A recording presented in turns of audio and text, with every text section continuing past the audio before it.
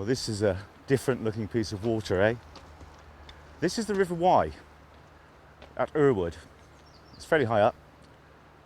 Look at that. Marvellous, absolutely wonderful looking piece of water. And in here, we've got brown trout, shad, grayling, salmon run up it. And it's a day ticket water. I mean, looking at this scenery behind me, you'd expect you could be in Colorado. You're waiting for a grizzly bear to come out of the woods or a moose or something. But no, it's a day ticket fishery. And you can actually get a day ticket from the Wye Foundation. You can get all the details on their website, which is www.wyefoundation.org. You've got to take advantage of something like this. It's very large. I mean, probably 60 yards wide here.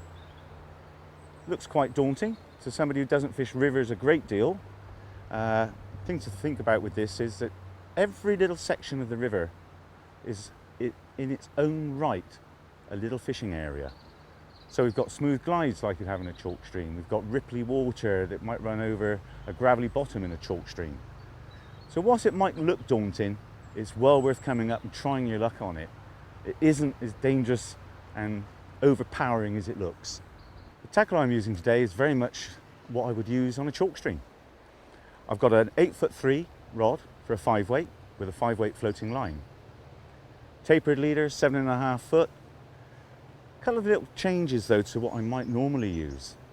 I haven't really seen many fish move. A few little splashy rises with bubbles in them. That would suggest it's grayling. But there could well be trout hanging underneath. Now I want to target whichever species is going to have a go. So what I've done, on the end of my tapered leader, I've put a seamless ring, a little tiny 2mm ring, so that I don't have to keep shortening my leader when I change my flies. I've then got a couple of feet of fluorocarbon and an Adams, just there. And I've tied onto the bend of that Adams another length of line, because I'm going to be fishing New Zealand style. So from that Adams, I'll go down 2 foot or so. That's my starting depth. Might go shorter if the fish are near the surface, or indeed go deeper with a heavier nymph if they're near the top. And what will happen, I'm going to cast out the dry, the nymph will go ahead of it, the nymph will sink, I'm fishing the dry, and I'm keeping an eye on it for either a fish taking the dry itself, or if they take the nymph below, they'll pull that dry under. So I've got two options for catching. I'm going to move on down here, there's a lovely glide, and work my way up the edge of this deeper seam. Say grayling I think on the outside of it, maybe the odd trout in the middle.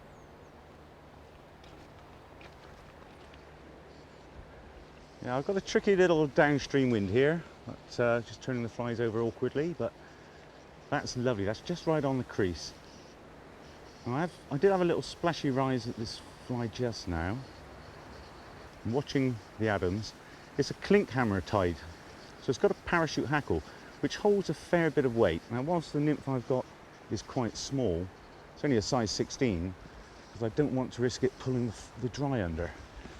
There. Got to get that pace just right as it comes down.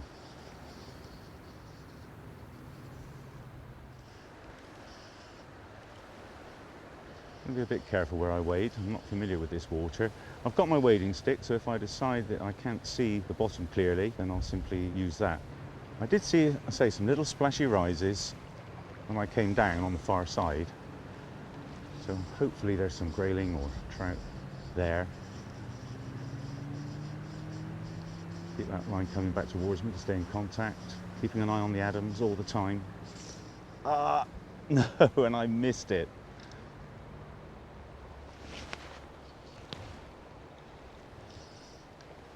Now, I'd like a bit of cloud cover, really.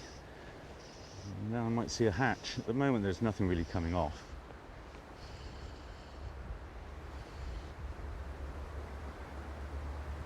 Just had a little rise behind me then. A little splashy one, I'm sure that was a grayling.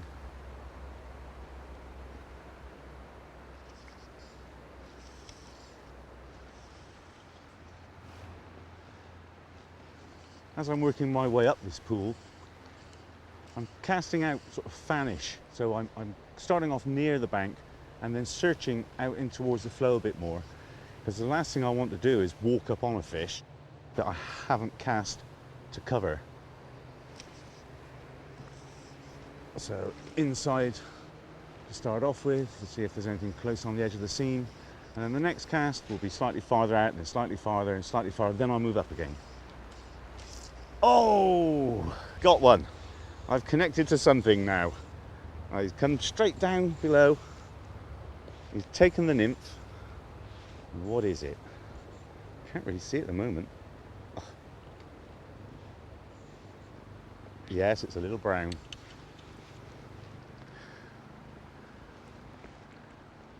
This will be my first Wye brown if I can get him in. Come on. He's got his mouth open, acting like a bucket in the water. So I'll just pull my net off and get that ready for him. Get it wet. Oh, he just didn't like the look of that net, did he? Doesn't like the colour blue.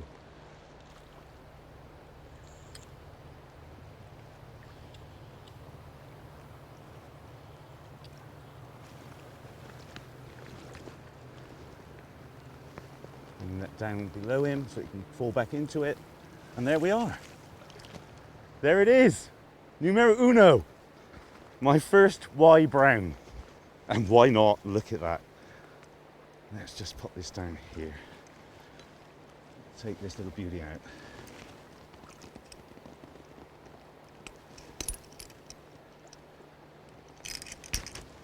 Oh, come on, darling. Steady on, steady on, steady on. There it is.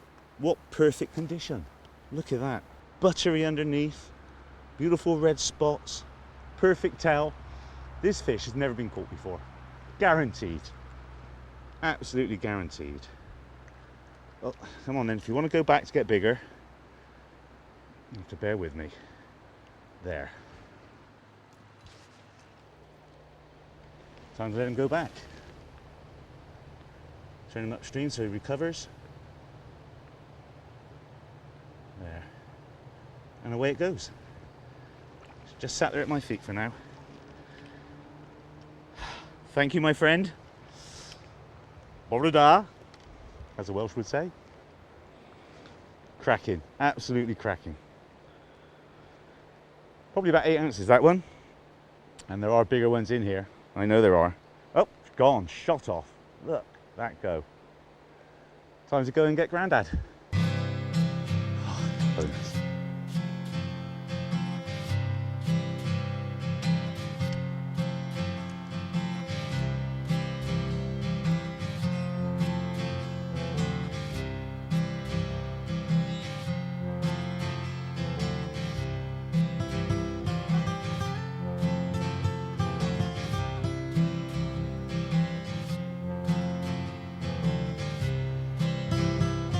One little brown now. It's raised my confidence level even more, particularly as on my last cast I saw the trout come up to have a look at the fly, but it was very close when it came up and it spotted me and just turned away. I couldn't strike in time with a slack line. But yeah, that's coming down a beauty now. It came up from quite some depth of fish that I saw move, so what I may do is lengthen the amount of line to my nymph so that I'm getting down a bit more. It's quite bright. I would expect the fish to be thinking, well, you know, I mean, they don't wear Ray-Bans, so looking up at the sun all day, not something they like to do. Yeah, it's difficult keeping an eye on the fly when you've got scummy water coming down the bubbles. Beautiful little rise to the dry there. It's a tidy fish. I don't know what it is yet, again, because say the colour in the water, I can't actually see it. But it's got its head down. I think it's another brown. Oh yes. Came up out of nowhere. I haven't seen a fish rise. And then up he comes. Oh yes. Let's get this line on here out of the way. Or I tread on it or something. Oh. Another beautiful little Wye brown. There we go. The head out. Just in the top lip there. Oh, lovely. Going to trip over my wading staff. Meant to be a lifesaver, not what's caused you to trip in.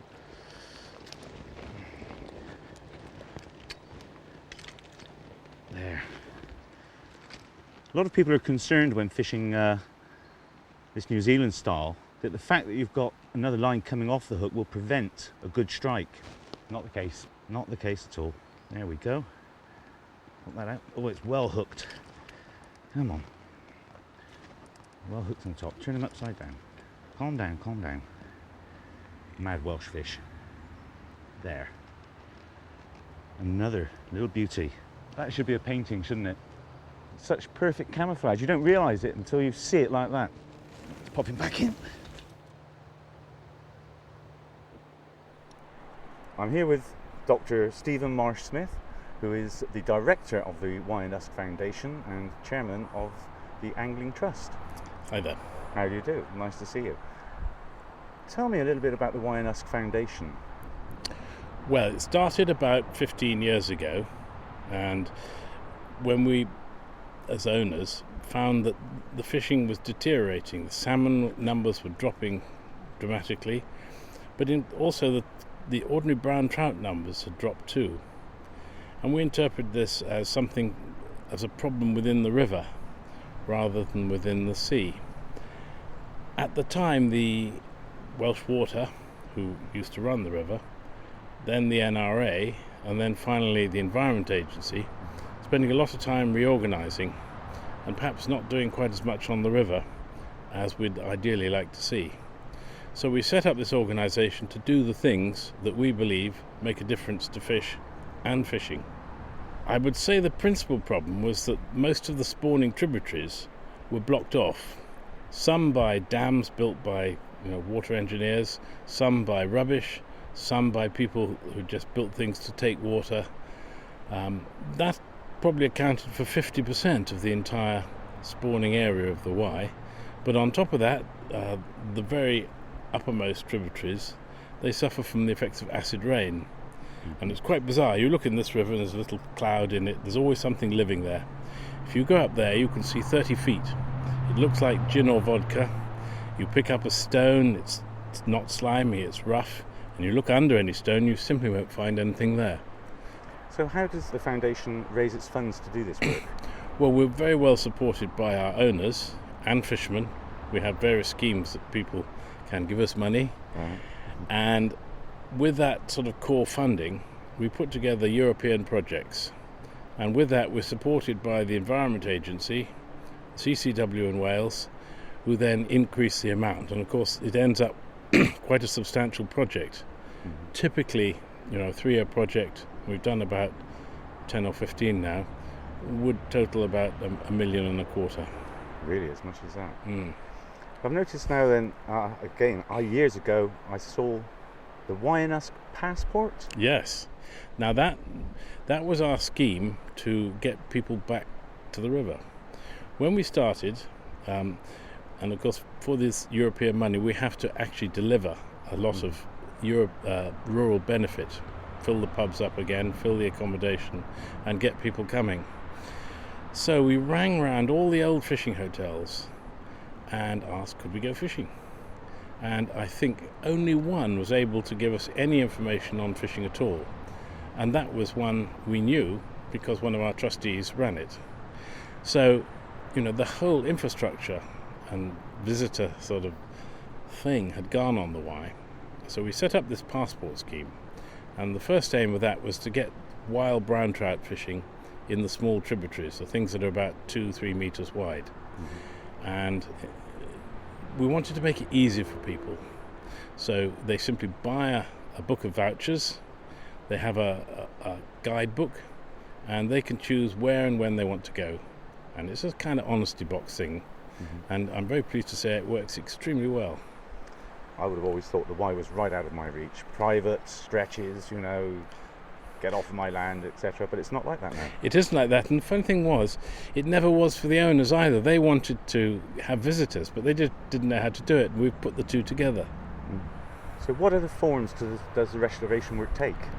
Well, principally it's all work done in the small tributaries. The things 2, 3, 4 meters wide. Now what's happened over the years is the amount of sheep and cows grazing, particularly in this part of Wales, has doubled twice.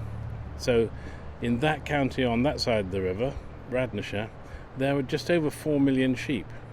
There's only 27 million people, incidentally. But of course the county has stayed very roughly the same size. So every bit has been grazed off, including the critical bankside vegetation. And what we've done, or what we're still trying to do, because this is a lifetime's work, is to fence out the stream so that you get this natural vegetation recovery, and with it the streams narrow back to their original width, because badly grazed ones, they're wide, they're shallow, they get too hot, they don't have any fish in them, get full of silt. If you leave them alone and keep the animals off, they narrow and they quickly fill up with fish again. This morning while I've been fishing, I've been catching a few salmon parr. Now that's obviously a very good sign for this river. Are you finding the salmon numbers increasing again now? We are, and they reached absolutely rock bottom in 2002 after more or less 40 years of continuous decline. It started to pick up. I have to say we're having a slightly slower year this year in 2009, but by and large the numbers are picking up, and the salmon are now filling the places that the fish passers have allowed them to go to and so on. This is my first time on this venue. It's a lovely looking stretch of river. You live here. Yeah. Your house is just out the road overlooking the river. Mm-hmm. I know you're a salmon fisherman, but I'm sure you've given me some advice on what flies etc. to use today. Well, I'd be using a nymph, because although there's just the odd one rising, I've seen one down there and I've seen one up there, we're not in the middle of a full rise as we were the other day when you weren't here, of course. Always the way. Yeah, we actually had big mayfly coming off here and they didn't miss one. So, but now they've had a good fill of flies, and they're a little bit harder to catch, but not for you, Mike. No. A nymph should do it. Somebody caught a salmon on a gold head yesterday. Really? Just on the pool below us, yeah. A beginner too. It's always the way. A proper salmon fisherman fishing properly is across and down, and a beginner goes in and casts at a rising trout and got a bit of a shock. It was 9.5 pounds. Well, I think I might struggle to get that in on a 5-weight rod and £3 ticket. Yeah. Maybe I'll have to step up just in case. Mm. Well, I'll get on with it then. I'll catch some fish. I'm really looking forward to it. It's going to be a marvellous day. Thank you very have a much nice indeed day, for your Mark. time. Pleasure. Bye now.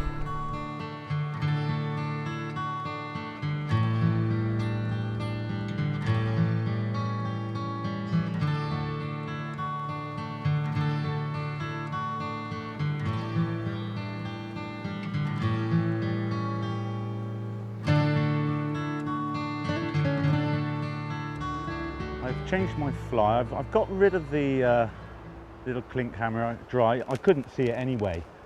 So I've gone over now to a gold head hare's ear.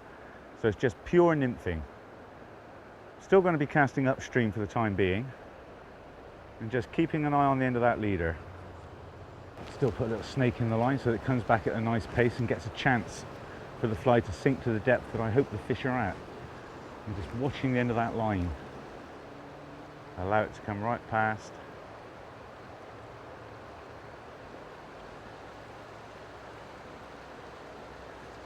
This type of water would probably be very good for check nymphing as well. Certainly during the winter months, providing there's not too much rain. Check nymphing down through a flow like that. I'm sure there's some much bigger grayling than that around to be had.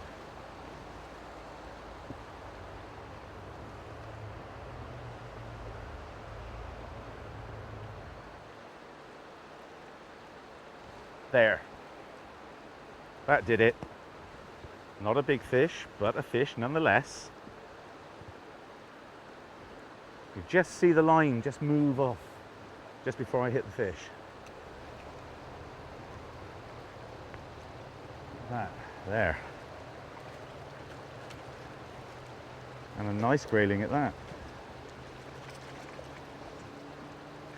And still very lively. Come on, my darling. Come on up. There you see, so a change of tactic and an instant result. All right, not the trout we're looking for, but we're fly fishing. And there she is. Whoa, there she goes. Ah well, at least I got it landed, so it counts. It's a pity, that's one of the better graylings that I've had recently.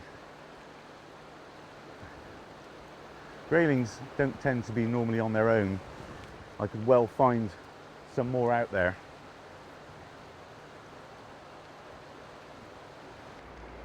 The beauty of a river like this is that it keeps you busy. You know, when you meet people and they say, oh, you go fishing? Isn't that boring? You just sat there all day.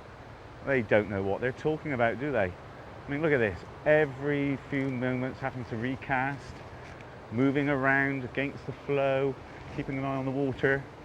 This is, yeah, it's restful in a very tiring way. I mean, the concentration levels required, the reaction speeds. You're always on the go. You're always thinking, why aren't I catching? If I'm not catching, what can I do to improve my chances? You know, do I change my fly? Do I change the method that I'm using? Do I do both? I said earlier on, check nymphing could well work here. But to do that now, I'd have to go back to the car and change the rod. This one's far too short. Change my line. So I'm happy to keep on with this for now. I mean, there's still trout out there, I'm sure. Just finding them.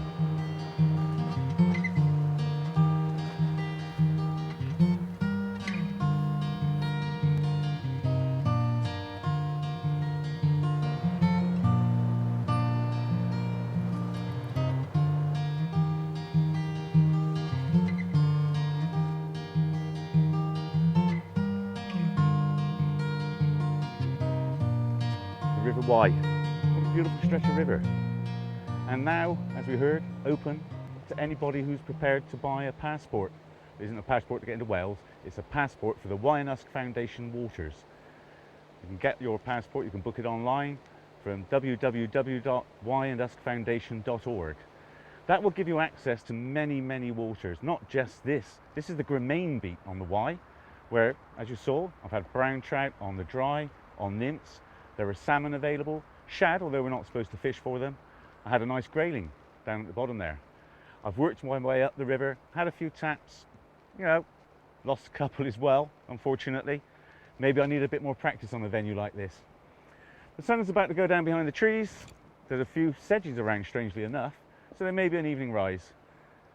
So I'm just going to carry on fishing for 3/4 of an hour or so.